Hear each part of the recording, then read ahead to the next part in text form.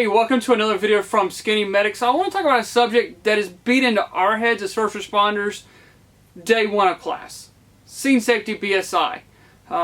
Every student comes in and takes an exam. They always do like the Scene Safety BSI dance.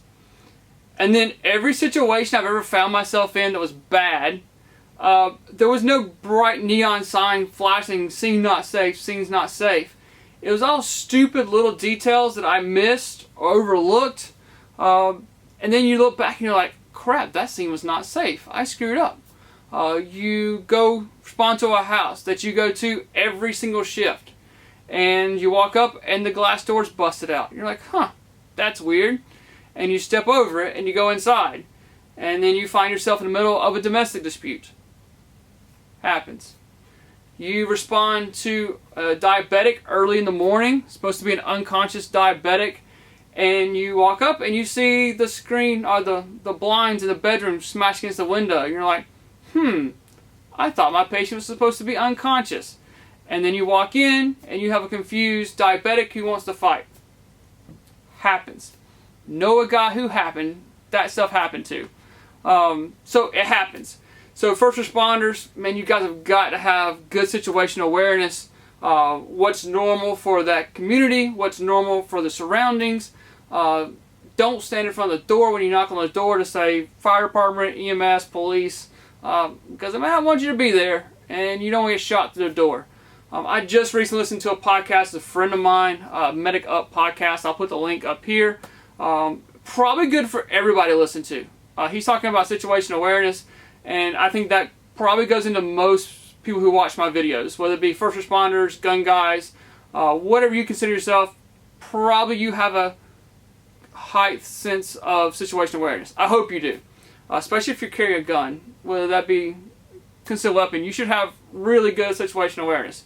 You're probably like me, and you're one of those paranoid people that, like, I don't like sitting my back to the front door of a restaurant. Okay, I sit to if I can face it. My wife and kids know that. Like, we go in and like, oh, Daddy's gonna want to sit right here because he can see most of the restaurant. He can see what's going on.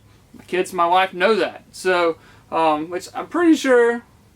So some like you guys, they're just like that too. So listen to that. For my civilians that are watching this, whether you're a first care provider, civilian medic, whatever you want to call yourself, there is, when you come up on a wreck and you're like, I'm going to stop. That person looks really injured. They have a lot of blood. I see a lot of blood all over the car. That person doesn't look like they're conscious. You make a decision to pull over. And this is dangerous. That was one of my fears when I worked full-time EMS. I still work part-time, but one of my fears was getting hit by a car working a wreck. Like, I would block the ambulance. I'd rather you hit my ambulance. The fire departments are usually really good about blocking things. But if you're there by yourself and you're just in your personal vehicle, this is dangerous. Okay? So I'm not telling you should park your personal vehicle to block traffic, because maybe you do that. I don't know. I'm not telling you what to do. Maybe you want them to hit your personal vehicle and not hit you. Maybe it's something to think about. But typically, since you're watching this video, you're probably going to be the one who takes charge of this scene until first responders get there. You're going to walk up and go, hey, I have some first aid training. Let me take a look at this patient since they're bleeding a lot. Or they don't look like they're conscious. Let's take a look at them. And then you're going to have some people standing around with their hands in their pocket. They just want to see. They want to be nosy. So maybe think about sending some of them with a flashlight a little ways down the road. Put it on strobe, get some attention, and then cars start moving over out of that lane. You're not sending them far, maybe 15, 20 yards. Not something crazy, but enough to get them, the traffic start moving away. Okay?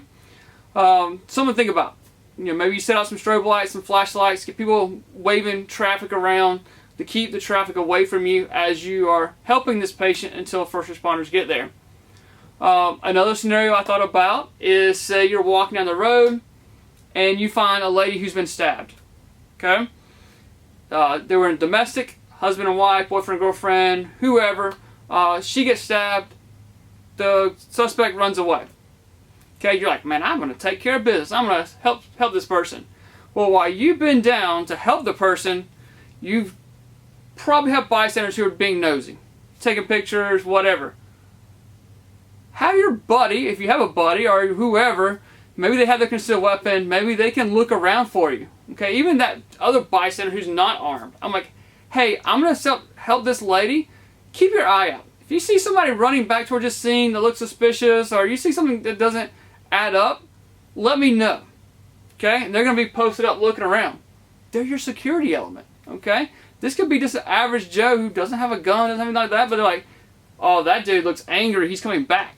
I want to know. Like, I want to have a heads up that the dude that looks angry is 20 feet away coming at me, then, oh no crap, he's on top of me. Okay? If you're at a restaurant and someone starts choking, or there's a medical emergency and you're at a restaurant, what typically happens is someone's like, oh, go call 911.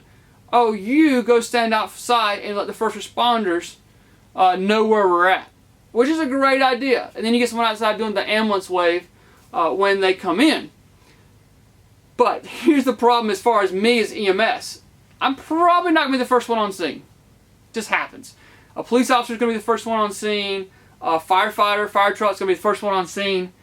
And then that one person leads the fire department in. And then when EMS gets there, we're like, where's the patient? Where's our escort? We don't know where to go. And it kind of slows us down a little bit. So send a couple people out. Like, hey, you go call 911. You two, go stand outside.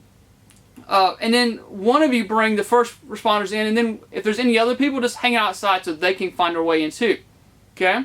So send a couple people out to kind of escort those first responders in. Because you may get several groups of people coming. You may get law enforcement coming.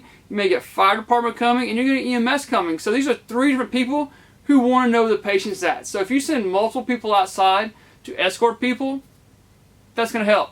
There again, looking around, scene safety. While you are working, you don't want to be distracted by looking around. Like, all right, I mean you should, but not overly distracted about like, all right, do I see the bad guy anywhere? So post some people up around you. Make a security, make a perimeter, and let them look. Okay, just say, hey, if you guys see anything that looks like a bad guy coming back towards me, please let me know. Okay. So I hope this video helps. You never know when you'll be the first responder. Bring the right gear and the right training.